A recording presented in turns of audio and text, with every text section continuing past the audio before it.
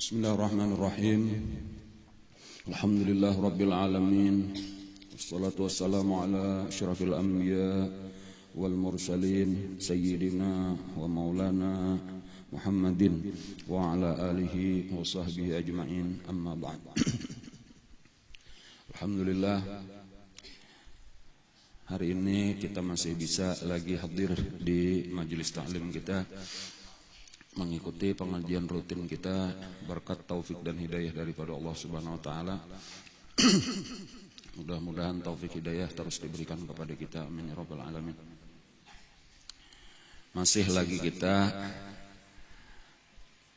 membicarakan, mempelajari tentang kisah perjalanan hidup daripada Rasulullah sallallahu alaihi wasallam. Yang tujuannya itu bukan sekadar kisah untuk diketahui, tetapi kisah untuk diambil pelajaran.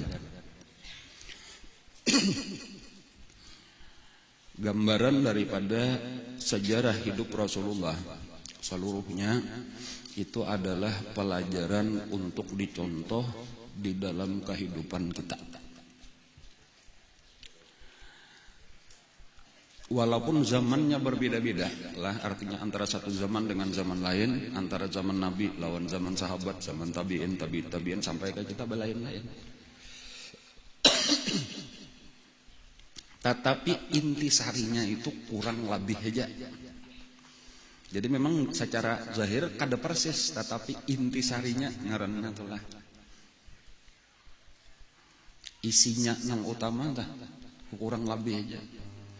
Jadi disitulah kenapa maka kita penting untuk mempelajari kisah Rasulullah supaya kayaknya kita kawa mengambil pelajaran, walaupun pelajaran itu karena penerapannya disesuaikan lawan keadaan kita, termasuk keadaan zaman kita. Jadi kada persis kayak keadaan Nabi, tetapi itu diambil hikmahnya, pelajaran dari kisah Nabi. Dan kayak itu berlangsung terus sampai hari ini, sampai hari kiamat. Itulah arti laqad kana lakum fi Rasulillahi uswatun hasanah. Allah sudah menjadikan kisah Rasulullah itu sebagai uswatun hasanah, sebagai ikutan yang paling baik bagi kita, bagi umatnya sampai hari kiamat.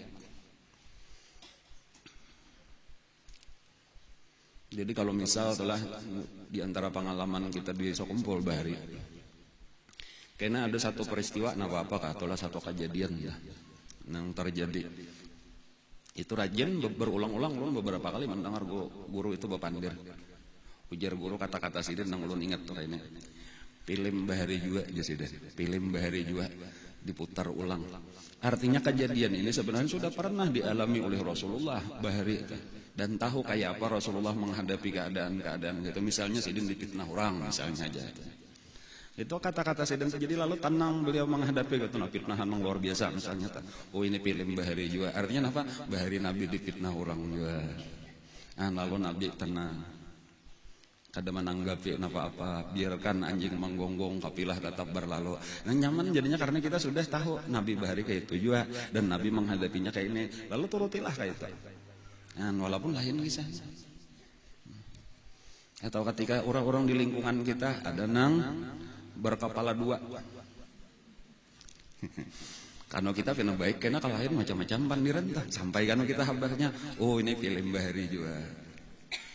Mulai Bahari kayak itu ajaran Nabi, guru biasa dibacakan sidin tuh alon, ayat-ayatnya dibacakan sidin tuh.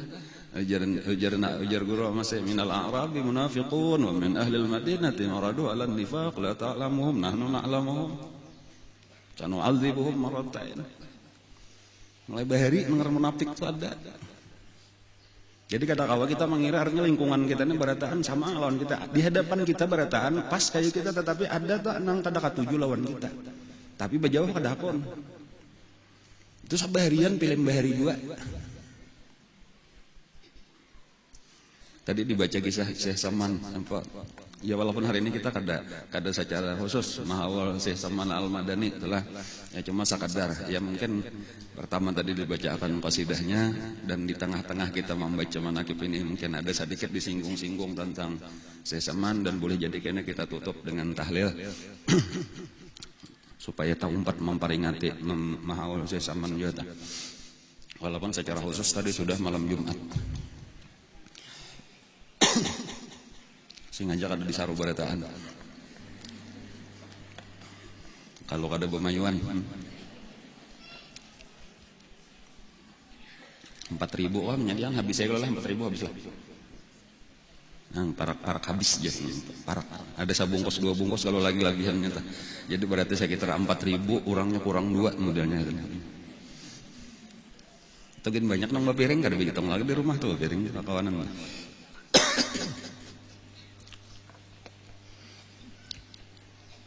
Dari ini kayaknya belikan ke rumah hanya makan lah masing-masing aja. Di antaranya perkataan Syekh Saman telah di dalam menakibnya ujar Syekh Saman lawan murid-muridnya, janganlah kalian mungkir kepadaku sebagaimana kebanyakan ahli Madinah mungkir kepadaku. Itu sepotong aja dulu kata-kata Syekh Saman Al-Madani. Kenapa artinya tuh kata-kata itu? Artinya di zaman Syekh Saman itu kebanyakan orang Madinah itu memusuhi lawan Syekh Saman. Namun kita wahin itu ribuan orangnya bilang mahawan Syekh Saman, apalagi mendengar menyembelih sapi sekian kok misalnya tanya Allah. Di zaman kita wahin kayak inilah kita zaman bemulutan kita memuji-muji Rasulullah. Zaman bahar itu lain tuh keadaannya tuh. Jadi kayak itulah setiap wali-wali Allah Ta'ala tak. Jadi kada perlu bingung kenapa bacaan guru tadi film bahari juga.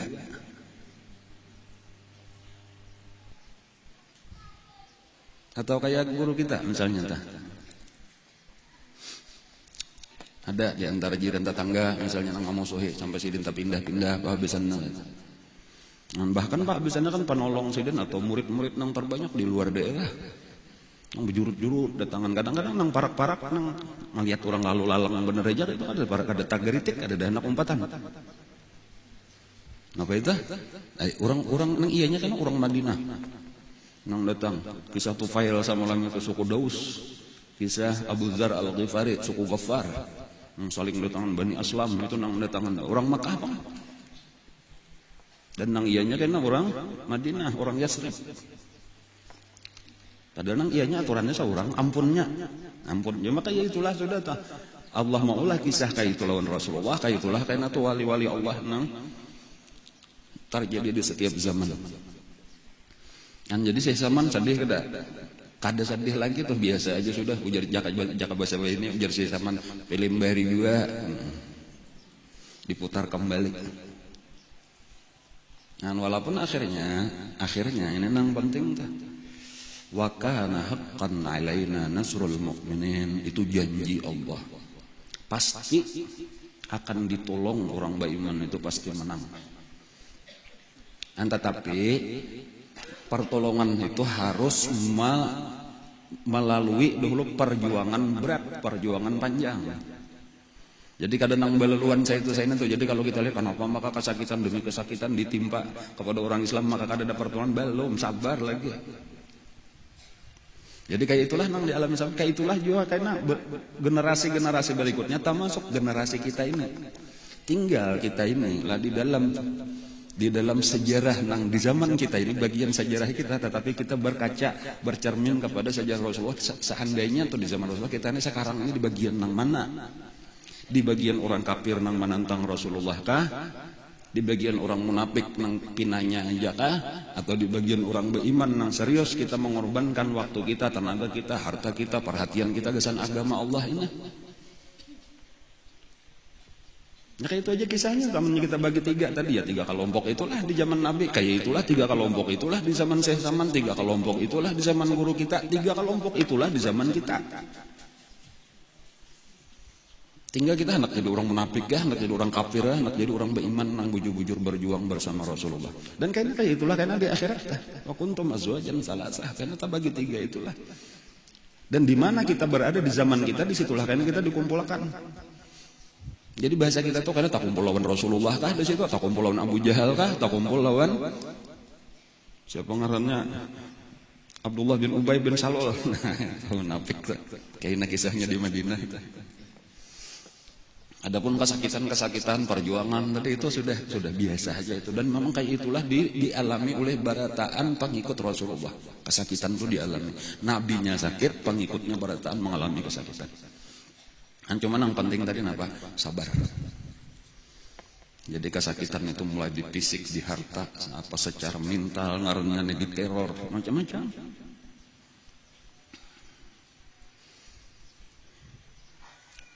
Pemulaan tuh nang sakit itu sahabat-sahabat nang lama. Ya kalau kisahnya sudah ada dikisahkan sebahagian. Nang budak-budak itu disiksa oleh majikannya. Budaknya masuk Islam, majikannya kafir, disiksalah budaknya kan. Atau mantan budak, mantan majikan nang menyiksa kan sedang aja. Sampai akhirnya orang-orang nang mulia. Bilanya ada satu orang walaupun hanya orang merdeka, orang mulia, tetapi ketika keluarganya kebanyakan nang mulia-mulia juga ini kada beriman, ini apa ngarannya? Bakompak lah keluarganya ini untuk menyiksa seorang juga tadi. Sayyidina Utsman bin Affan misalnya sedang orang mulia itu disiksa oleh keluarga daripada Sayyidina Utsman bin Affan.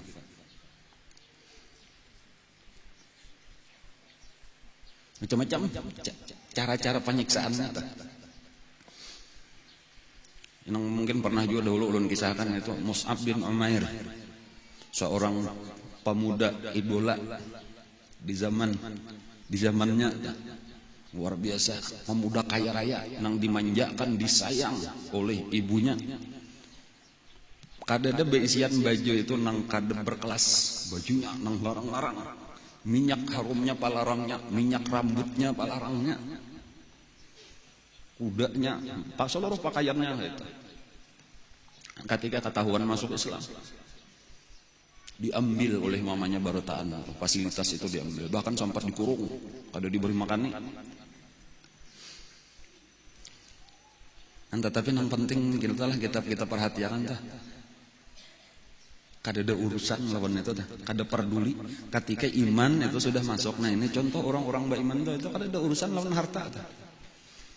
Karena memang disinilah diantaranya pelajaran yang paling penting daripada Rasulullah. Pendidikan utama Rasulullah itu pendidikan iman. Pendidikan iman. Jadi artinya ketika kita sudah percaya dengan nang gaib, arti iman itu bahwa akhirat itu lebih baik daripada dunia. Dan kita harus rela untuk mengorbankan dunia kita ini untuk mendapatkan akhirat, lalu ringanlah jadinya. Ada apa lagi dunia ini dia kada dapat kita tuh karena kita mengharapkan akhirat.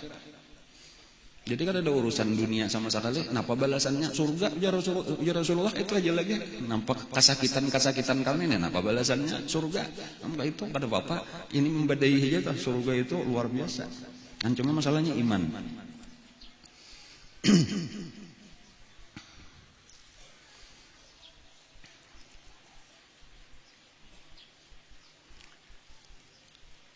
Sa'ad bin Abi Waqqas lah dari salah satu daripada sahabat tuh. Orang mulia juga itu. Itu lain lagi pulang siksaannya nih, artinya terornya nih. Mamanya Sa'ad dari bin Abi Waqqas ini itu mogok makan dan berjemur di panas. Jadi bawa duduk di panas. Kada hakun makan, kada hakun minum, kecuali anak kesayangan ini hakun kembali kepada agama asal. Sampai seharianan. Sampai malam, tetap sampai isok. Akhirnya Sayyidina Sa'ad bin Abi Waqqas mendatangi. Sudah lama mama, seandainya pian beisian nyawa 100. Ujar Sa'ad bin Abi Waqqas, pian beisian nyawa 100. Lalu mati tunggal butingan di hadapan mata ulun, tetap ulun kada hakun berpindah agama. Tetap ulun kada hakun meninggalkan agama Islam. Tasarapian aja lagi, hendak balapar silakan, hendak berjamur silakan, ulun kada peduli. Akhirnya melihat kekerasan anak ini tadi, seorang lapar benar juga sudah menyerah, kalah. Cuma itu contohnya tadi. Ada Sayyidina Bilal tadi disiksa nang luar biasa itu. Di antara yang paling sakit siksaan itu Khabbab, pengarangnya adalah Khabbab ibnu Arat. Khabbab itu paling berat siksaan di antara seluruh orang-orang yang disiksa itu Khabbab. Khabbab itu budak. Bagawi ditugasakan majikannya bibinian. Ditugasakan di pandai besi. Jadi ada beisian pandai besi. Panitikan lah, gitu lah. Ampun majikannya deh. Jadi itulah nang ulah pedang, ulah pisau, ulah macam-macam alat-alat nah. Cangkol jaga kita telah. Nah, sampai waktu sambahyang, lalu sambahyang di tempat gawian. Kebetulan waktu itu entah kenapa tadi maka majikannya ini mendatangi anak menjenguk nih, pada jarang-jarang menjenguk ke pabrik nih. Cuma nasib dari anak ketahuan lagi sambahyang. Sarik benar. Lalu langsung saat itu juga disuruh kembali untuk menyembah patung Lata dan Uzza, kafir dengan agama Islam. Dah hakon jelas. Lalu diambil besi panas tadi. Nya awaknya tuh di nang habang itu nang dianukan ke awak. Itu sampai kayaknya sudah masuk Islam, sudah lawas itu di antara kisahnya ini ketika sudah di zaman Sayyidina Umar nang waktu itu kumpulan lalu betul kayak apa kisah ikan bahari itu hendak disiksa itu Khabbab itu mau ungkayakan mamaculan ke baju manuan di belakang itu berlubang sampai ke tulang. Hangit.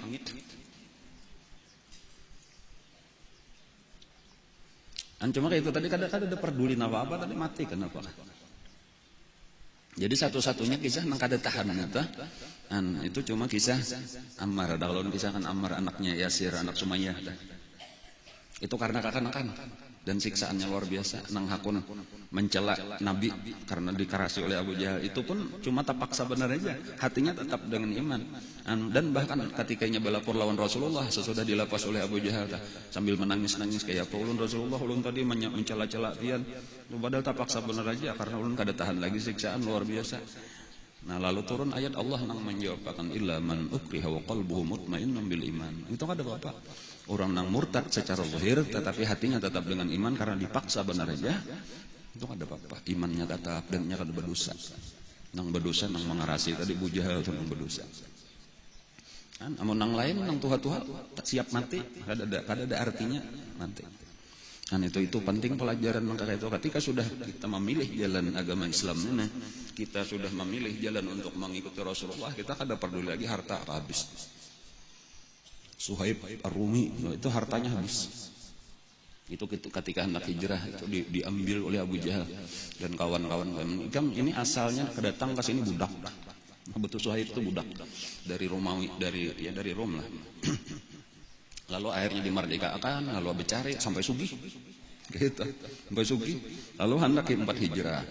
Ujar ini kan datang asalnya susah kasihna berarti seluruhnya duit Makkah. Mereka hendak ke Madinah ayo tangan kosong. Nah, itu tinggalnya habis merataan susah pulang ke bulik asal. Itu ada harta pengorbanannya itu.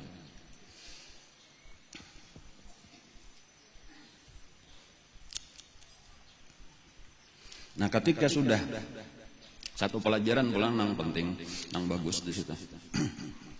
Ketika orang-orang Makkah orang-orang Islam itu di dalam keadaan lemah, itu Allah Ta'ala menurunkan ayat. Nang isinya itu memandahkan bahwa bumi Allah Ta'ala itu luas. Bumi Allah Ta'ala alam takun ardullahi wasi'atam fatuhajiru fiha.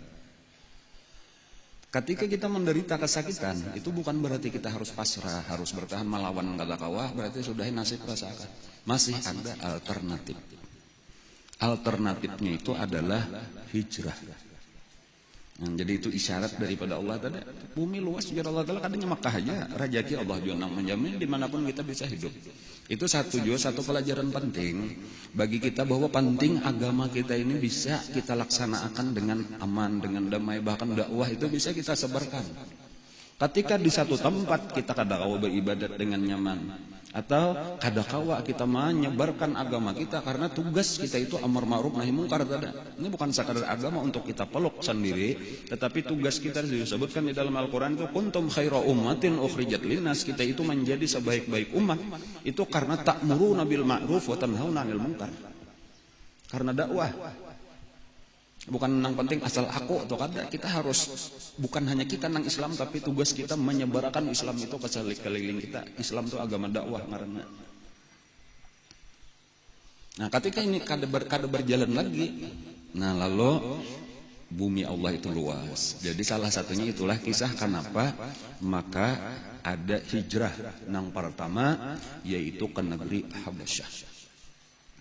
Lalu Nabi memerintah sahabat untuk pergi ke negeri Habasyah. Nah, Habasyah itu di Afrika. Ya kalau lah Ethiopia ya ngarannya wahini entah.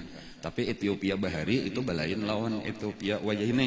Dalam artian Ethiopia Bahari itu luas. Habasyah itu lebih luas daripada Ethiopia Wayahini karena Ethiopia Wayahini itu cuma satu bagian kecil dari Habasyah Bahari, sudah terpecah-pecah jadi beberapa negara.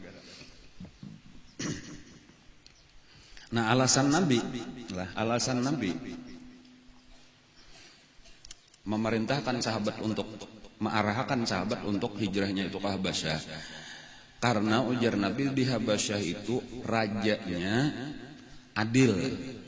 Dia tidak berlaku zalim kepada siapapun daripada rakyatnya. Itu yang penting. Jadi sebenarnya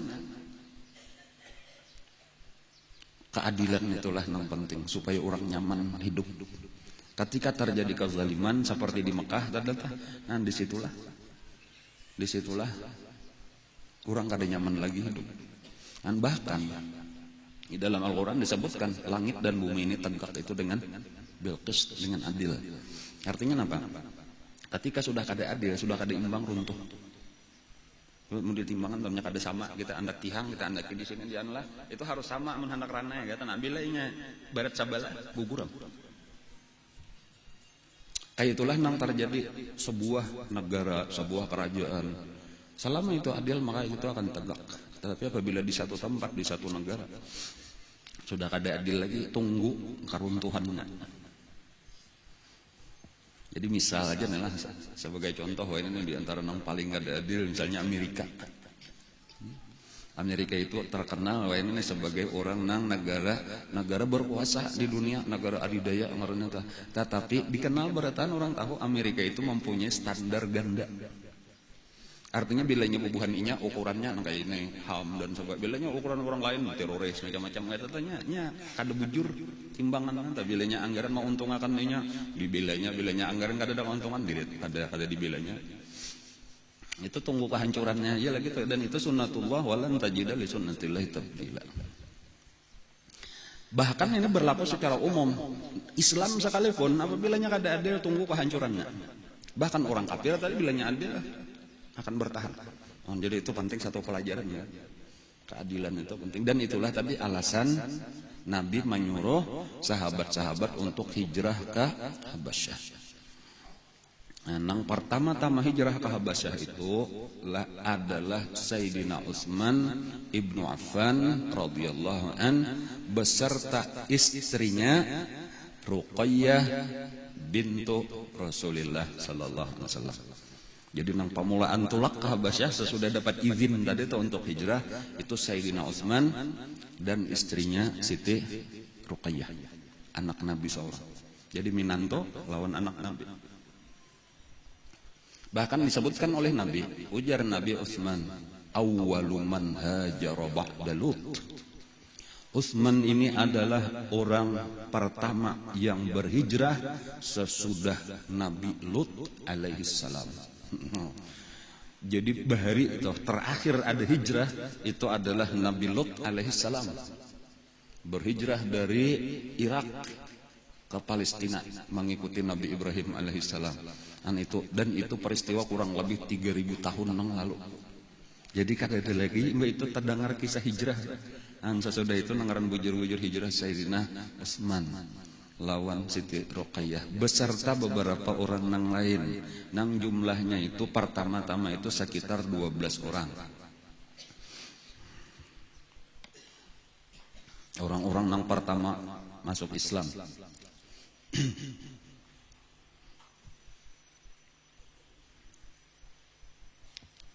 Ada Abu Salamah lawan Ummu Salamah ngaranna juga berdua laki bini juga itu iya tak kakawanan Sayyidina Utsman tadi. Abu Salamah lawan Ummu Salamah. Ummu Salamah itu ya Hindun ngarannya binti Utbah itu karena jadi bini Nabi.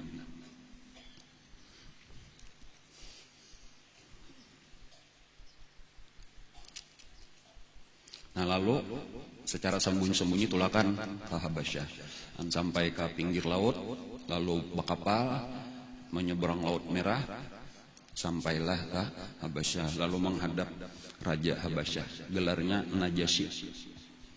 agamanya Nasrani, Kristen. Tetapi orangnya adil kan. Lalu bepada kami pendatang dari Mekah hendak berdiam di negara Tian. Lalu diizinkan, lalu berdiam di situ dan damai melaksanakan ibadah.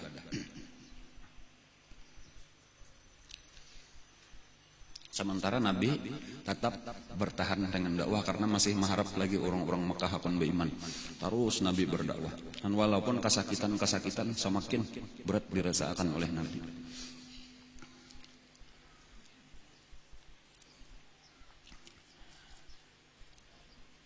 Pernah pada satu hari lah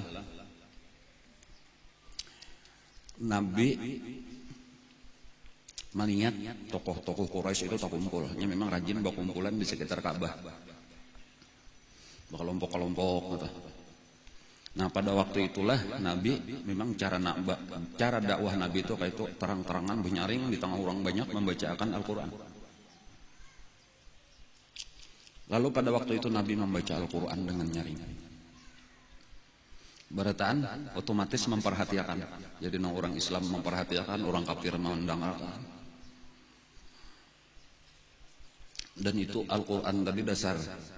Nah pengarannya menarik perhatian lah itu. Nah ketika waktu itu telah sampai ayat sajadah, Nabi kita membaca. Lalu Nabi kita sujud. Orang-orang Islam pun sujud. Tanpa sadar, tanpa terasa, orang kafir umpat sujud. Nah, karena tak pengaruh emosinya mendengar ayat Quran tadi. Dan ini menjadi berita besar.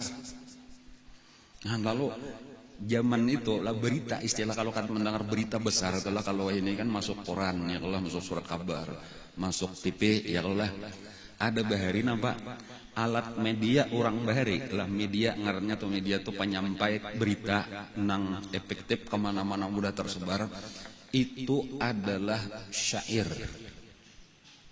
Jadi media di zaman Rasulullah itu adalah syair. Jadi berita itu dirangkai dalam rupa syair. Jadi bila ada peristiwa besar tapi bilanya peristiwa nang kecil-kecil penyair kuliah mengulah berita. Jadi kayak wartawan itu zaman bahari, wah ini wartawan karena itu penyair. Dan penyair inilah satu-satunya yang diperhatikan orang bila ia membaca bepandir. Jadi karena disuruh bila datang penyair ayo baca syair, dibacanya lah syair itu berisi diantaranya berita-berita penting tadi. Dan salah satunya tadi adalah itu penyair-penyair itu menyusun syair itu berita tentang berita besar itu bahwa Nabi membacakan Al-Quran dan berataan orang pun sujud ketika Nabi kita sujud. Itu syair sampai beritanya dari mulut ke mulut dan itu kehebatan orang Arab bilang sekali mendengar syair itu hafal. Model kayak kita juga cuma kita ini kadang-kadang hafal cuma kan bila kita mendengar berita itu kalau kita berkisah belaluan kita. Di aja kita terjadi apakah kayak itu tahu berkisah saya ini berkisah pulang lain sambung tetapi bahari kisahnya syair tadi yang disampaikan tuh aku mendengar anak baca syair kayak ini itu hafal syairnya Pak bacakan ini bersambung sampai ke Habasyah. Nah di Habasyah itu dikira disinilahnya karena beritanya jauh dan bersambung tadi lalu orang-orang Habasyah itu mengira bahwasanya orang Mekah sudah masuk Islam beritaan. Itu beritanya nang dikira. Itulah kisah kenapa maka bulikan nang di Habasyah. Kecuali beberapa orang nang bertahan. Nah itu kisahnya kenapa maka bulikan. Sekalinya sampai di Mekah, berita itu tadi kada bujur, salah paham bener aja. Dan jadi di situ kisah lah karena hijrah ke Habasyah itu terjadi 2 kali. Jadi ada hijrah pertama ke Habasyah, kemudian hijrah kedua. Kenapa sampai 2 kali? Karena sekali nang pertama itu bulikan pulang karena mendengar berita tadi nang salah. Nah, jadi kesimpulannya juga satu pelajaran juga berita itu jangan ditagok duluan. Di kolom-kolom aja dulu bujura kadaka perlu cek dan recheck. Nah, itu. Supaya jangan salah informasi. Nah, lalu itu hijrah pulang nang kedua tolakan. Dan makin lawas makin banyak aja yang hijrah nang kedua. Nah, itu total terakhir itu sekitar 80 orang jadinya di dalam hijrah nang kedua. Nah, walaupun itu hijrah secara sembunyi-sembunyi. Artinya kalau nang berhubungan beimba itu lakan beratan kada karena saya kong berdua tuh lakan. Nah, cuma karena di situ disambut oleh nang sudah ada, nang dicariakan tempat, cariakan usaha. Nah, cuma tadi kawa melaksanakan apa ngarannya ibadah kayak itu aja, kawa melaksanakan ibadah di situ dengan tenang, kada ada lagi disakiti oleh orang Quraisy karena di Habasyah tadi bebas. Nah, di situ orang rajanya andil, ya silakan orang Kristen melaksanakan ibadah agama Kristen, orang Islam melaksanakan ibadah Islam, agama-agama lain pun silakan juga tanpa diganggu oleh siapapun. Nah, kayak itu di antara kelebihannya Raja Najasyi.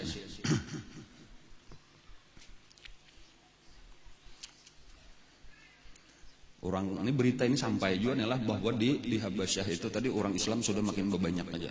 Jumlahnya sudah sekitar 80. Sampai juga pulang ini katalinga Abu Jahal dan kawan-kawannya. Lalu mereka mengkhawatirkan kalau karena sampai Islam itu tersebar luas di Habasyah. Ini yang ditakutkan dan itu memang kayak itulah kisahnya dah, bahwa Islam ini kada mungkin bisa berkembang di Mekah. Terlalu berat. Jadi mesti kayaknya keluar dari Mekah. Dari luar inilah akan menyerang kembali ke Mekah. Satu-satunya jalan itu, dan itu orang kafir sudah membaca amunnya kada kayak itu kada kawa menguasai kita ini kekerasannya. Dan itulah yang dikhawatirkan kalau kayaknya Islam ini berkembang di Habasyah, lalu dari Habasyah itu menyerang ke Mekah, kada sanggup lagi. Karena sudah pernah terjadi, mungkin masih ingat di awal-awal dulu kisah bahwa pernah Yaman itu dikuasai oleh tentara Habasyah ketika Raja Najasyi mengirim pasukan berapa ribu itu, kepalanya Riyadh, ngarannya didampingi oleh Abraha, akhirnya Yaman dikuasai.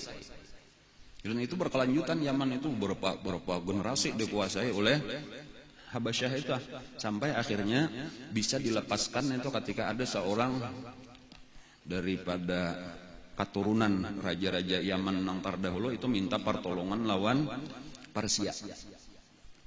Tetapi sedihnya ditolong oleh Raja Persia, diserang dari Yaman, kalah. Apa ngarannya kalah tentara Habasyah, sekalinya malah dijajah pulang oleh Persia. Jadi sakitnya tak dua kali, bahkan lebih jahat model kayak Indonesia. Dijajah oleh Belanda, minta tolong lawan Jepang, ditolong oleh Jepang, diusir Belanda, hanya dijajah pulang oleh Jepang, sekalinya Jepang kajam pada Belanda.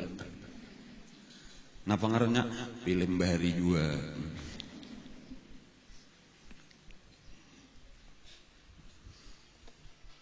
Ya itulah minta tolong lawan orang kafir.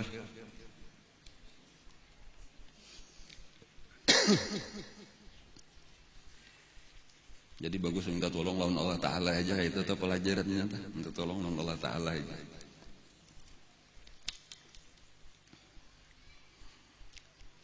Mengirim utusan, bubuhan tokoh-tokoh Quraisy nih mengirim utusan.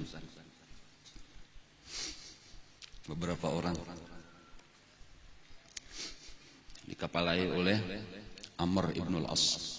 Waktu itu belum masuk Islam lagi. Salah satu napa ngarannya Jakawa ini diplomat, juru bicara politik. Datang ini menghadap kepada Raja Najasyi supaya dibulikakan. Orang-orang yang dikirim ke bawa ke Mekah pulang karena ini dicari oleh keluarganya. Mereka ini adalah orang-orang yang meninggalkan agama nenek moyangnya. Dan mereka ini membangkang, mereka ini melawan, menjelik-jelikakan Tuhan kami, membodoh-bodohkan orang pintar kami, kayak itulah anehnya. Tolong bulikakan. Nah, usir mereka dari negeri Habasyah. Keluarganya sudah menunggu untuk memberikan hukuman kepada masing-masing. Nah, untung Raja Najasyi itu raja yang adil, tadi ujar Raja Najasyi. Sebelum aku menyerahkan, aku hendak mendengar langsung dulu. Nah ini bagusnya. Nah, dan lalu dipanggil lah. Orang Islam takutan kayak apa kita nih, nasib kita nih bisa diusir kayak nanti dibulikakan, diserahkan lawan orang-orang kafir kita nih bisa. Dan itu nang dikhawatirkan. Lalu bapandiran rapat nih orang-orang Islam. Kesimpulannya sudah kita serahkan nasib kita lawan Allah Ta'ala. Apapun kayaknya yang ditakuni oleh Raja Najasyi, kita jawab seadanya. Kita jawab seadanya. Jangan bakar ramputan. Kalau kita cari bakar ramput supaya selamat, kada usah. Kita kisahkan seadanya aja sudah. Nah, kayak apa nasib kita? Serahkan lawan Allah Taala. Kita minta tolong lawan Allah. Hanya itu pulang tuh, itu orang Islam tuh kayak itu makalahan tuh, jangan katunya bakar rambut macam-macam kayak aku bagus kayak ini. Dipikirkan lawan akal kita seorang dah supaya selamat, maksud kita pada dusta itu akan menambah kesulitan hidup. Banyak di orang hendak mencari keselamatan dengan mengarang-arang alasan kayak apa itu. Ketahuan aja muha orang pangaramput tuh, tahuan aja. Sudah jaka salah kepada aja, aku tuh salah, aku minta maaf. Nyaman gak itu daripada cari-cari alasan supaya kita kada salah. Malah tak 2 kali salah, pertama sudah tak salah, kemudian bakar rambut pulang. Makin orang kada percaya aja lawan kita. Nah kayak itulah tadi kisah dipimpin orang Islam ini oleh Sayyidina Ja'far bin Abi Thalib. Nah lalu menghadaplah, jadi sebelah sini Amr ibn al-As, tokoh Quraisy, sebelah sini tadi Ja'far bin Abi Thalib. Nah lalu di hadapan Raja Najasyi. Lalu ditakoni, artinya menurut Amr bin As, kalian ini adalah orang-orang yang membangkang lawan tokoh-tokoh Quraisy, keluar daripada agama nenek moyang kalian. Apa sebenarnya yang terjadi? Jelaskan. Nah, lalu dikisahkanlah oleh Ja'far bin Abi Thalib, sapupu oleh Nabi dan sanak oleh Sayyidina Ali. Sayyidina Ja'far At-Tayyar yang pedangnya saling panjangan. Ada kalau dulu waktu pameran pedang pemanjangnya pedang 2 meter lebih pedangnya Ja'far bin Abi Thalib. Gonol-gonol aja Sayyidina Ja'far kada. Itu pedang jadi panjang itu karena itu pedang khusus gasan bakuda. Jadi kalau di atas kudanya panjang malah kayak tumbak. Nah, tetapi Sayyidina kada memakai tumbak, diulah bentuk tumbak pas panjang tumbak tapi pedang. Itu kisah pedang Sayyidina Ja'far bin Abi Thalib. Lalu dijelaskanlah seadanya tadi tuh, kami ini adalah orang-orang jahiliyah. Kami maulah patung lalu disembah. Kemudian kami saling berperang. Kami memakan riba, kami memutuskan silaturahim, menyebarkan zina, macam-macam keadaan jahiliyah. Lalu datanglah seseorang yang terbaik daripada kami.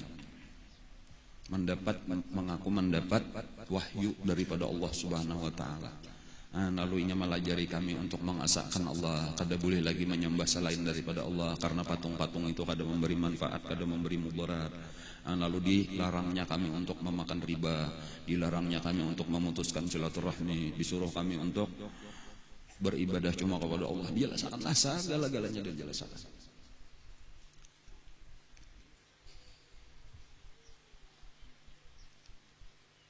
Lalu ujar Najasyi, adalah ikam membawa Quran yang diturunkan ada ujar Sayyidina Ja'far bin Abi Thalib, coba bang bacakan. Maka dikeluarkanlah satu sahifah lalu dibacakan di hadapan Najasyi. Najasyi ini orang yang alim, jadi selain raja alim tentang agama Nasrani, jadi ilmu tentang agama Nasrani itu dikuasai. Itu yang sudah mendengar ayat Al-Quran yang dibacakan oleh Sayyidina Ja'far bin Abi Thalib, itu kata-kata Najasyi itu kayaknya seluruh nang ikam baca itu bersumber dengan apa nang dikatakan oleh Nabi Isa, itu dari satu sumber nang sama. Artinya sebagaimana yang pernah disampaikan oleh Nabi Isa itu berasal dari Allah, disampaikan oleh malaikat Jibril. Ini nang ikam baca ini dari Allah, disampaikan oleh malaikat Jibril juga, sama bujur. Itu kata-kata Najasyi. Lalu keputusan Najasyi, aku kada menyerahkan, biarkan mereka ini hidup di negaraku. Nah kayak itu. Lalu kecewalah Amr ibn al-As, bulikanlah pulang, alhamdulillah, gembira orang Islam karena kada jadi diusir, kada jadi diserahkan lawan rombongan Amr ibn al-As ini. Cuman ngaran Amr ibn al-As inilah orang kada putus asa, supan bulik ini tangan kosong nih, gagah. Lalu bulik tuh kada langsung bulik ke Mekah, berenai aja dulu, berpikir napa pula. Lalu akhirnya timbul pemikiran. Datang pulang beberapa hari kemudian menghadap lawan Raja Najasyi. Ada satu masalah lagi yang hendak kami sampaikan. Mereka ini membicarakan tentang agama pian itu dengan pembicaraan yang kada baik. Jadi tetap seharusnya diusir. Jadi bukan lagi permasalahan antara orang Islam lawan keluarganya di Mekah ambeh itu, karena itu kada ada urusan lagi. Ini sekarang hendak diadunya antara orang Islam lawan agama Nasrani sendiri. Artinya ini menyebut tentang Nabi Isa kada sesuai dengan apa nang pian yakin. Menjelaskan tentang agama pian itu kada bujur. Kayak apa penjelasannya? Kadu ujar Amr bin As, panggil aja takuni seorang pian hendak anak supaya menguatkan andinya. Bukan ulun nang mandada, panggil lagi. Takuni kayak apa pendapatnya tentang Nabi Isa? Kayak apa pendapatnya tentang agama Nasrani? Nah, lalu dipanggillah ulang orang Islam. Nang maju tadi tetap Sayyidina Ja'far bin Abi Thalib. Nah lalu ditakuni kayak apa masalah Nabi Isa, kayak apa masalah agama Kristen menurut di dalam Al-Quran. Lalu dibacakanlah ayat-ayat Al-Quran yang mengenai penciptaan Nabi Isa, bahwa Nabi Isa itu sebenarnya adalah seorang Nabi, bukan Tuhan, bukan anak Tuhan. Innama sala Isa indallah kama sali Adam khalaqtahu min turabin tsumma yaqulu lahu kun fayakun.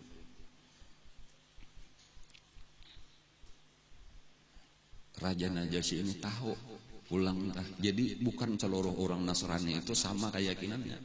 Tahu bahwa di dalam agama Nasrani ada keyakinan yang kayak itu, nang muwahhidin itu ada. Dan bahkan sejak itulah masuk Islam, artinya cahaya kebenaran Islam itu masuk ke dalam hati Raja Najasyi. Akhirnya apa? Ditolak pulang permintaan Amr ibn al-As. Artinya ini kan kada ada masalah, karena kayak inilah keyakinan daripada agama Nasrani. Lalu buliklah dengan kecewa dan kada ada jalan lagi, buliklah ke Makkah, walhasil diplomasi gagal. Nah kayak itu aja. Dan di antara keajaiban yang seterusnya itu dipanggil pulang karena ngarannya Ja'far bin Abi Thalib, lalu mengucap 2 kalimat syahadatlah Raja Najasyi masuk Islam. Tetapi masuk Islamnya secara sembunyi-sembunyi, kada wani terang-terangan. Karena memang kebanyakan daripada orang Nasrani di Habasyah itu memang kada menganggap Nabi Isa itu sebagai nabi, tetapi lebih kebanyakannya itu menganggap Nabi Isa sebagai Tuhan atau anak Tuhan. Dan itulah memang agama Nasrani itu sudah dirasuki kayak gitu. Jadi kesulitan untuk membawai kata-kata. Jadi disembunyikanlah agama itu. Dan bahkan sempat kayaknya terjadi peperangan karena dicurigai ini kenapa maka begitu membela lawan orang Islam atau sebahagian orang-orang Nanghiri lawan Raja Najasyi itu sempat curiga. Sempat terjadi perdebatan, akhirnya sampai terjadi peperangan. Terjadi pemberontakan lawan Raja Najasyi yang masih menyembunyikan keislamannya, walaupun akhirnya pemberontakan itu bisa dipadamkan, dikalahkan, dan Najasyi itu tetap menjadi raja sampai meninggal. Tetapi satu permasalahan itu yang dilihat oleh Nabi kita, kenapa maka kada dilanjutkan ke hijrah ke Habasyah itu, kada disuruh barataan orang dan kada dijadikan Habasyah itu sebagai pusat penyebaran agama Islam, karena memang Raja Najasyi itu kada wani mengungkai keislamannya secara terang-terangan, sehingga sulit kena untuk berkembang agama Islam di situ. Nah, jadi artinya inya secara pribadi hakun masuk Islam, tetapi agama Islam bukan kayak itu. Agama Islam itu kita harus tegas, harus berani terang-terangan, dan kita siap untuk menerima risikonya. Ada ini takutan lagi, ada rasa takutan amun terang-terangan, kayaknya malah aku diberontak orang kayak apa nasib gitu, masih setengah-setengah, itulah lagi. Dan itulah yang menyebabkan Nabi jaka bahasa kita mantah untuk menerusakan hijrah ke Habasyah. Dan walaupun Nabi memuliakan nih orang Islam juga, cuma kayak itulah kualitas keadaannya tuh, balain lawan nang dikehendaki. Jadi seharusnya Islam itu tegas, kayak itu jelas-jelas saja sudah, dan kita yakin dijamin Allah. Jadi modelnya nang jaka dikehendaki itu kayak itu, Najasyi itu harus memproklamirkan keislamannya dan membawa orang lain masuk Islam kayak itu tuh, dan minta menghabari Nabi kita, Nabi akan hijrah ke sana, pertolongan diberikan Allah, seluruh Afrika itu akan diislamkan. Modelnya harapannya kayak itu. Cuma ternyata kada sampai. Jadi walaupun orang Islam itu dibebaskan untuk melaksanakan agama, tetapi mereka kada boleh berdakwah agama Islam itu di negeri Habasyah. Itu penyebab kada maju jadinya. Bahkan karena akhir-akhirnya berataan bulikan walaupun bulikannya bukan ke Mekah tetapi sesudah Nabi hijrah ke Madinah. Nah, dan pada saat itulah karena Raja Najasyi meninggal, itu Nabi sembahyang gaib untuk Najasyi. Dan jadi satu pelajaran juga tuh, pelajaran aja lawan kita tuh kada kayak itu kita tuh jangan merasa cukup asal aku masuk Islam aku selamat. Kada ada kewajiban kita kepada lingkungan kita untuk bebawaan. Dan kada perlu takutan apa-apa. Kada perlu takutan. Ini kan takutan kalau kayaknya aku ditolak lalu diberontak lalu aku ampih jadi raja, kan masih ada dunia. Itu jangan ada dunia apa-apa. Adapun tadi tantangan macam-macam itu berat, itu biasa aja sudah. Khabbab ibnu Arat tadi sesudah disiksa itulah, itu datang kepada Rasulullah. Waktu itu Rasulullah lagi di higa Ka'bah. Wahai Rasulullah, sadang sudah siksaan ini luar biasa. Bukan hanya kepada ulun, ya ulun alhamdulillah tahan aja nangka ini kesakitannya. Dan sebahagian daripada sahabat tadi ditolonglah oleh Allah, diberi Allah keajaiban seperti majikannya Khabbab ibnu Arat itu menderita satu penyakit. Nang datang kepada dukun ujar dukun, ini penyakitnya ini marga menyakiti seseorang zalim dan kada ubatnya kecuali kepalanya itu di apa ngarannya ya, dipanasi lah dengan besi panas. Dan kayak itulah kesakitan kepala luar biasa bilanya diandaki wasi panas luyuh tapi hanya merasa nyaman. Sampai akhirnya meminta lawan Khabbab sendiri. Kada Khabbab nang tukang andaki kan pada bakal saurang mah andaki. Dan itu balasan Allah tuh nampak. Ada juga Zunairah, namanya ada binian Zunairah. Itu dipukuli oleh majikannya sampai buta. Jadi dipukul di kepala, di muka sampai matanya kada melihat lagi. Jadi bilanya berjalannya jadi orang buta lah, di tengah jadi jalan.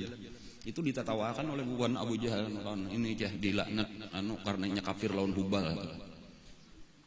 Matanya penglihatannya diambil oleh Hubal. Ya berdoa Zunairah tadi, ya Allah, pian nang menghilangkan penglihatan ulun bukan Hubal, dan pian sanggup mengembalikan. Langsung melihat pulang.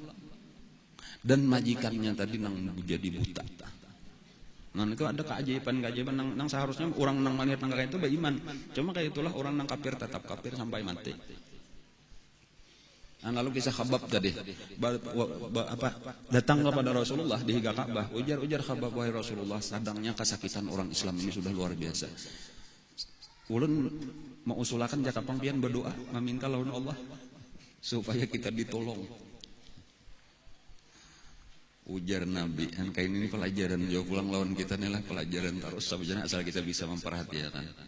Ujar Nabi, wahai Khabbab,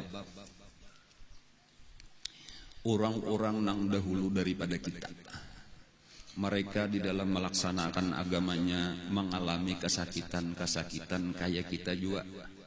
Bahkan ada nang lebih sakit daripada kita, tetapi mereka sabar. Ada salah seorang daripada orang dahulu, ujar Nabi kita, digergaji mulai di kepala sampai ke buritnya pagat dua, kada pernah inya sabatik pun berucap untuk meninggalkan agamanya. Ada lagi satu orang dibawakan sisir daripada besi, lalu dikoyak-koyak dipisahkan daging daripada tulangnya, inya masih hidup dirasa akannya sampai paculan dagingnya, kada pernah inya mengeluh, tetap bertahan dengan agamanya. Yang kayak itu Nabi dah bukan doa akan tadi sebenarnya kita harus sabar. Kita ini masih tergesa-gesa, sabar aja karena belum sampai waktunya. Padahal kayak itu sudah dirasakan oleh orang Islam, cuma Nabi kayak itu malah jadi. Dan kayak ini satu pelajaran. Nah kadang-kadang kita ini merasa terlalu lawas sudah berjuang, padahal itu belum apa-apa lagi. Orang bahari jauh lebih berat daripada itu, mereka masih tahan. Kayaknya ujar Nabi ada masanya pertolongan Allah itu ada, cuma kita ini ajula, tadi tahu innal insana khuliqa ajula, khuliqa min ajal, ini katujuh hendak laka sejak ada penyabaran. Jadi tingkatkan sabar aja lagi, karena ada masanya. Orang satu saat ujar Nabi, karena ada orang akan berjalan dari kota San'a itu sampai ke Hadramaut itu tanpa takut apapun kecuali Allah, dan yang ditakutkannya cuma paling-paling Nah pengarannya adziba ala ghanami ujar Nabi paling-paling nya nang ditakutaninya apa ngarannya sarigala nang mengganggu kambing-kambingnya. Artinya aman karena ada masanya orang Islam tuh ada gangguan apa-apa di dalam laksana cuma belum lagi. Apa hasibtum an taqulu apa hasiban nas ayaqulu amanna wa hum la yuftanun. Apakah manusia mengira bahwa mereka itu cukup dengan berkata kami beriman padahal mereka tidak diuji? Walaqad fatanna alladzina min qablihim, sungguh kami telah menguji orang-orang sebelum mereka. Masathumul ba'sa wad-dharra, telah menimpa akan mereka itu kesakitan, bahaya, kemudaratan. Wa zulzilu, dan mereka itu diguncang sehabis-habis guncang. Artinya luar biasa kesakitan. Hatta yaqula ar-rasul walladzina amanu ma'ahu mata nasrullah, sampai nabinya dan orang-orang beriman yang bersertanya berkata mata nasrullah, kapan pertolongan Allah? Ala inna nasrullahi qarib, ketahuilah bahwasanya pertolongan Allah itu dekat. Jadi di antara hikmahnya kan apa? Maka kada langsung saya itu ini supaya semakin berat perjuangan kita, semakin tinggi derajat kita di sisi Allah. Nabi Musa misal sebagai contoh inilah film baharinya lagi dah. Walaupun film kita tuh nang ianya Rasulullah, tetapi Rasulullah itu diberi Allah kisah nabi-nabi di dalam Al-Qur'an itu linusabbita bihi fuadak. Allah Ta'ala mengisahkan kisah nabi-nabi itu untuk menguatkan hati nabi kita di dalam perjuangan, karena itu contoh. Jadi lalu salah satu contoh daripada perjuangan nabi nang dahulu itu adalah Nabi Musa alaihissalam itu berjuang dengan musuhnya Nabi Musa sendiri ngarannya Fir'aun. Itu luar biasa, Fir'aun itu menyembelih anak lalakian, ya kalaulah membiarkan hidup anak bibinian, macam-macam kesakitan dari Fir'aun. Sampai akhirnya Nabi Musa lawan Nabi Harun itu berdoa kepada Allah minta pertolongan supaya dimenangkan orang beriman, dan dijawab oleh Allah Ta'ala, laqad ujibat da'watukuma fastaqima, sekarang aku kabulkan permintaan engkau, istiqamahlah, tetaplah engkau berjuang, akan datang kemenangan. Itu ujar ulama tuh antara laqad ujibat da'watukuma itu sampai ditenggelamkannya Fir'aun itu 40 tahun. Dan padahal sudah di padang Allah, ikam akan aku tolong, ikam pasti menang, Fir'aun pasti kalah, itu sudah jauh, cuma tunggu, sabar, akan datang masanya. Wah apa, sekalinya 40 tahun kemudian hanyar tenggelam Fir'aun, hanyar terbukti itu janji Allah. Jadi ada seorang hanyar 1 tahun 2 tahun misalnya, lalu belum ada pertolongan, terus saja berjuang. Di sini ketahuan orang nang bujur lawan nang kada, orang nang kada bujur putus asa lalu mundur, enggak ini para jadi. Nah inilah orang-orang gagal karena. Jadi kayak itulah kita perjuangan, jangan ada pernah berhenti, jangan ada putus asa, jangan bermandak kecuali mati. Nah itu aja sudah.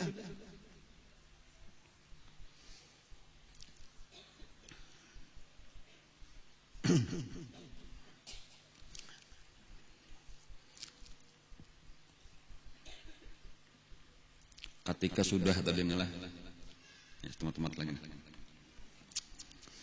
Ketika sudah macam-macam cara inilah dilaksanakan, ada berhasil untuk menghentikan dakwah, nah, macam-macam segala macam cara nang terpikir itu dilaksanakan.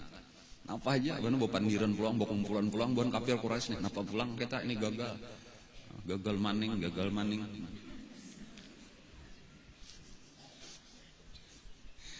Tapi kada putus asa. Jadi sebagaimana orang kafir kada putus asa untuk membendung dakwah Islam, seharusnya orang Islam jangan putus asa juga untuk terus maju. Ya Allah, karena kita benar dan pertolongan Allah pasti lawan kita. Kayak itu. Nah, jadi pelajaran juga orang kafir walaupun gagal maning tapi terus maju. Di antara tawaran-tawaran itu kayak inilah tawaran nang tuha-tuha pulang dikirim. Nang tuha-tuha dari orang kafirnya datangi Nabi supaya Nabi ini kelihatan anom kayak ini aja jenang Tuhan. Ubay bin Khalaf ngarannya adalah apa kan Jepang coba. Umayyah bin Khalaf itu orang Tuhan adalah Walid ibnul Mughirah itu orang Tuhan. Punya nang adamon kayak Abu Jahal itu masih pemuda lagi tuh nang umuran Nabi aja lah bisa tak ya ukuran nang kayak itu. Ini nang senior bujur, sisa-sisa orang tua lagi nih dikirim menghadap Nabi. Lalu nang tuha-tuha ini nang bepandir lawan Nabi. Kami ini artinya melihat kadada mau bakat tuntungan yang sudah nah perselisihan antara Ikam nih lawan bubuhan tokoh-tokoh Quraisy. Kita berdamai ya sudah. Kayak ini nah. Baga gantian aja sudah. Kayaknya sehari menyembah Allah, barataan. Kayaknya Ikam pulang sehari menyembah patung. Nah, jadi damai sudah orang Islam. Jadi seandainya nang bujur itu agama Ikam, maka kami pun tak umpat jo bujur karena kami biasa jo menyembah Tuhan Ikam. Tapi seandainya kami bujur, Ikam pun umpat jo nang bujur karena Ikam bahanuhanu menyembah jo Tuhan kami. Nah, itu diantara tawarannya buhan tuha-tuha tadi kayak gitu. Janabi kata, kayak ini pulang tegas Nabi kata. Ada Janabi. Nah kayak ini aja.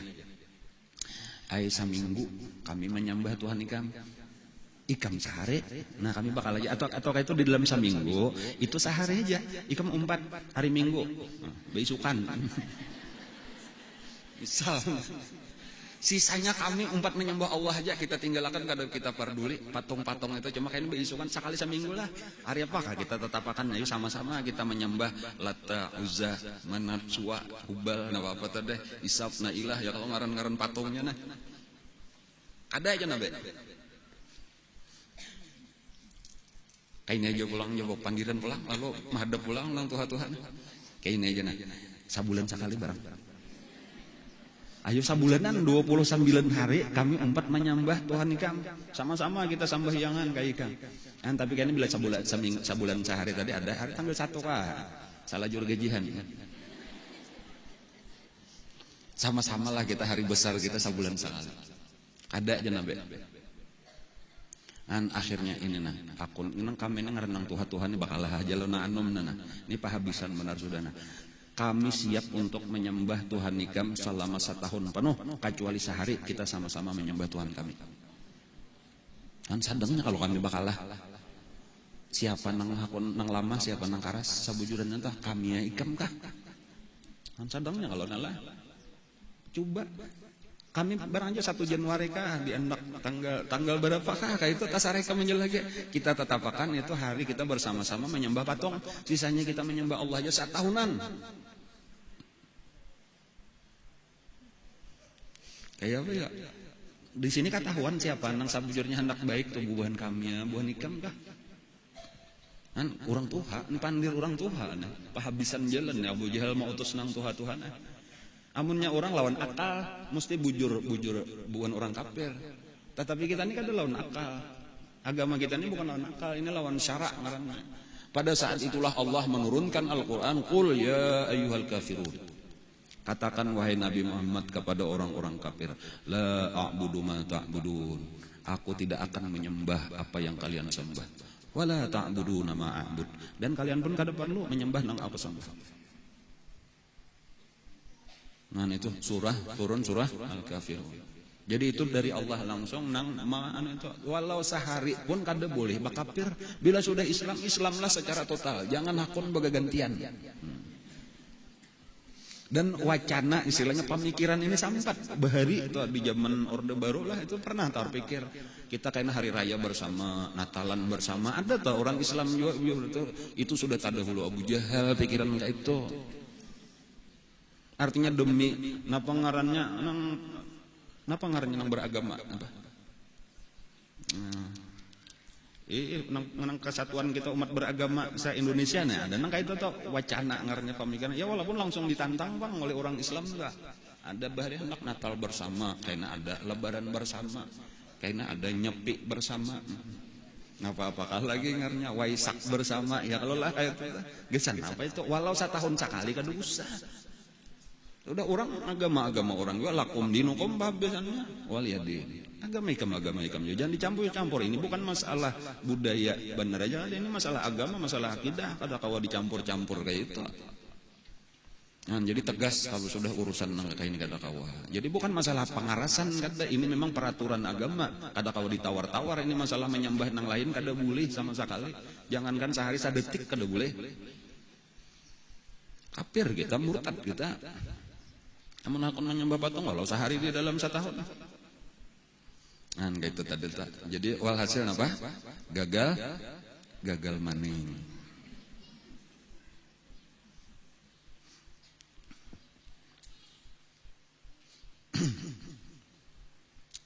Lalu nang terakhir,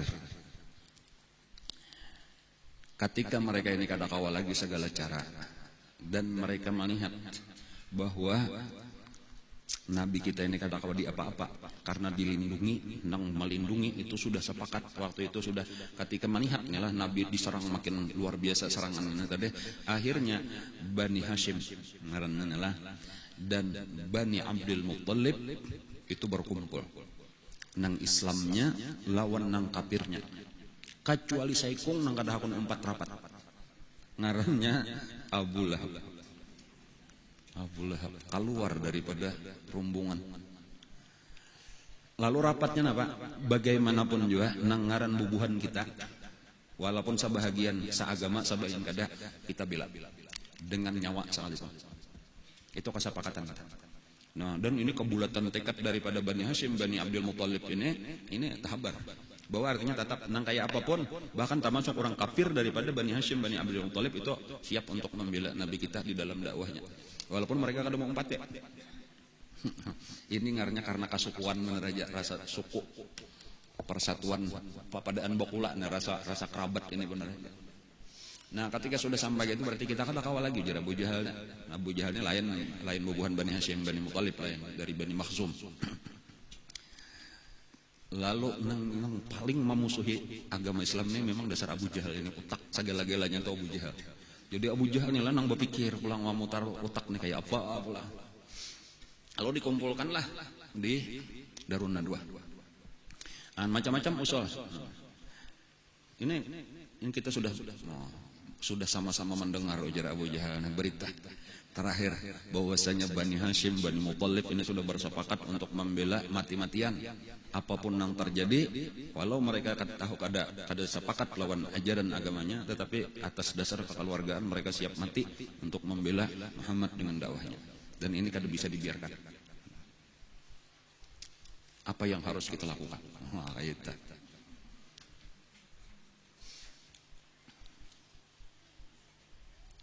Kita bunuh, saya kok ada usaha. Ujar Abu Jahalnya dibunuh sama aja lawan berperang. Ada lagi yang mengusulkan kita usir dari Mekah. Makin diusir kayaknya mencari apa ngaranna, mencari penduduk lain kayaknya bisa lebih besar, kita kada kau mengontrol lagi karena serangnya Mekah. Walhasil pahabisannya kada ada lagi usul macam-macam sudah kada diterima. Pahabisannya kada ada ikam aja sudah Abu Jahal, napa usul ikam soal? Kayaknya ujar Abu Jahal sudah saya pikir-pikir secara mendalam, saya kaji, saya telaah. Satu-satunya cara kita boikot seluruh Bani Hashim dan Bani Muttalib dan siapapun yang mendukung. Maksudnya diboikot apa? Jangan kita juali makanan, jangan kita berhubungan, jangan dipandiri, jangan hakun kawin, punya macam-macam. Jadi segala macam jangan ada lagi, kita putus hubungan kita. Sampai mereka merasakan kesulitan hidup di Mekah. Kecuali satu, mereka hakun menyerahkan Muhammad sebagai gantinya hidup-hidup. Dan kita perbuat terserah kita. Lalu ditulis.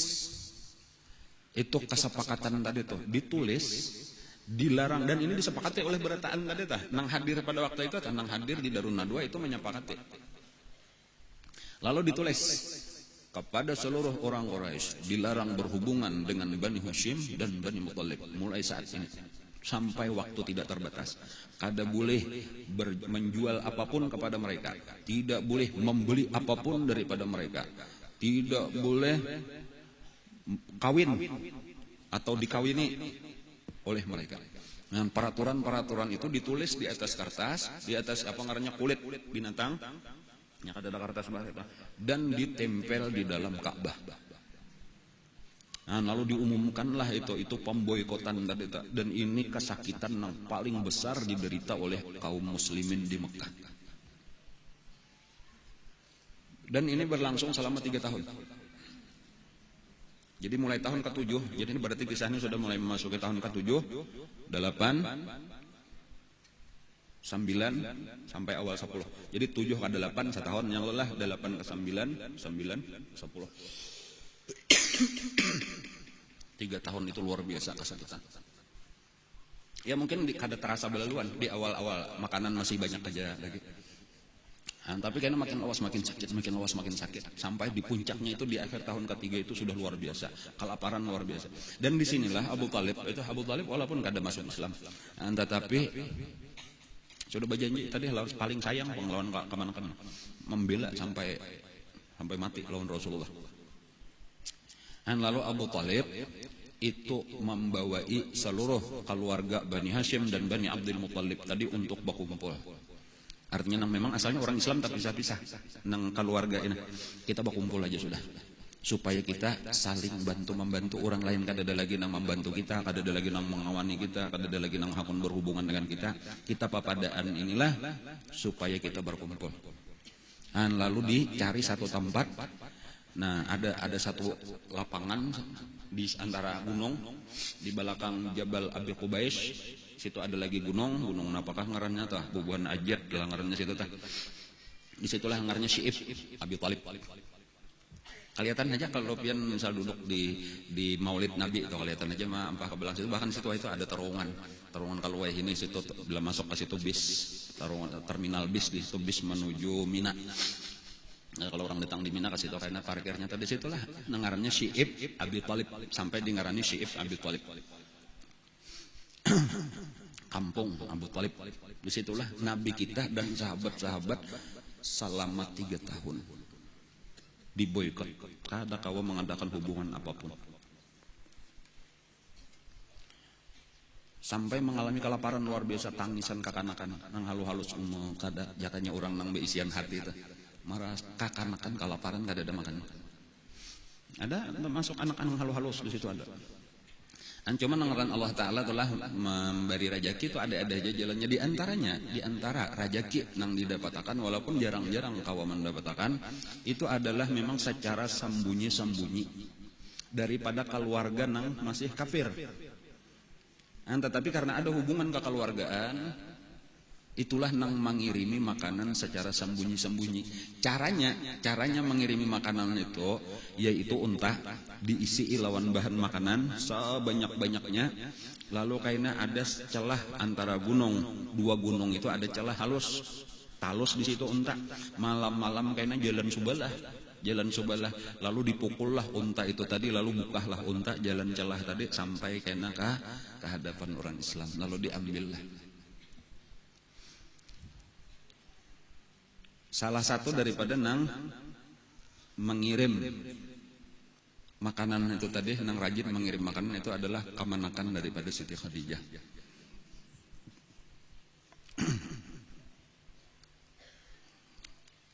Dan ada beberapa orang nang lain gitu dah. Padahal orangnya kan di Islam.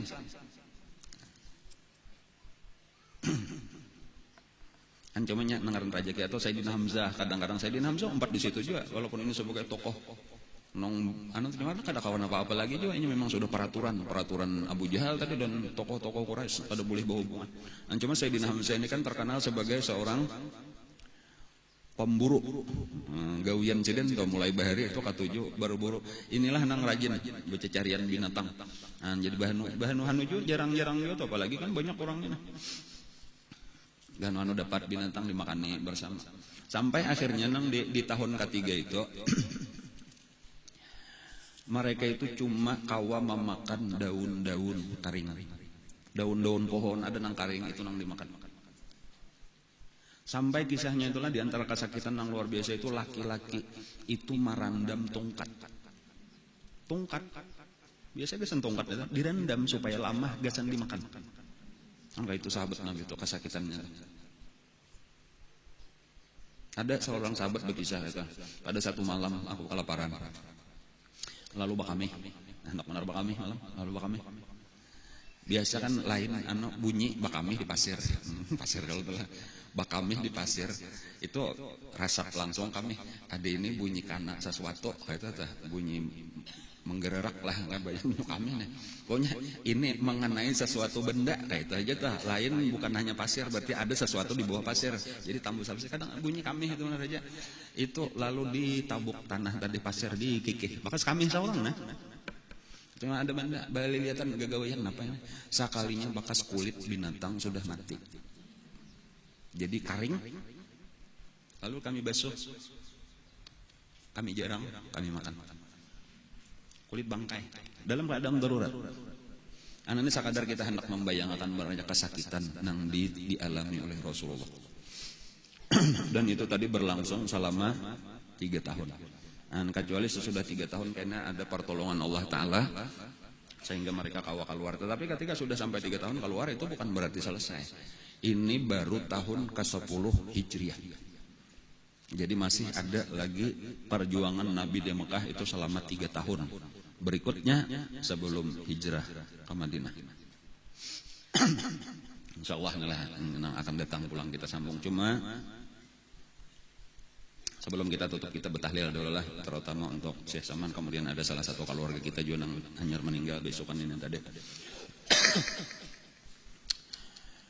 Insyaallah untuk pengajian bibinian hari Minggu ini kada ada pray. Jadi nang ulun perayakan eta insyaallah mulai hari Rabu. Pray hari apa ngarannya hari Rabu itu hari Arafah. Kemudian hari Kamis hari raya kira-kira lah. Hari Jumat pun libur juga, malam Jumat hari Jumat libur, hari Sabtu sampai malam Minggu libur. Masih tasyrik.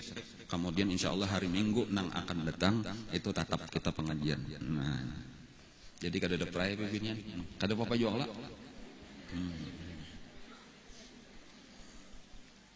Walaupun masih hari tasyrik lagi tak ada cuma hari tasyrik ketiga kada apa-apa lagi juga kira-kira kada menyembelih sapi lagi juga ya kalau hari Minggu itu. Hari Kamis itu sadang aja paling lambat hari Sabtu menyembelih itu. Hari Minggu itu bagus kita kasinian aja pulang kita menyambung lagi kisah Rasulullah sallallahu alaihi wasallam. Banyak lagi kisah yang perlu kita ketahui, terlalu banyak lagi pelajaran-pelajaran yang bisa kita ambil daripada kisah beliau yang insyaallah seluruhnya itu akan bermanfaat di dalam kehidupan kita. Nah, lalu kita tutup dengan tahlil sedikit saja khusus besan Syekh Saman dan ahli sanad kita kepada beliau dan kepada ibu bapak kita, guru-guru kita, keluarga kita. Mudah-mudahan di dalam kubur diberikan Allah kelapangan. Amin ya rabbal alamin.